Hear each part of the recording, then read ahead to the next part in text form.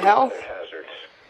The weekly test of the NOAA weather radio warning alarm will normally be conducted by the National Weather Service on every Wednesday between 11 a.m. and noon. If severe weather is occurring or possible, the test will be postponed to the next good weather day.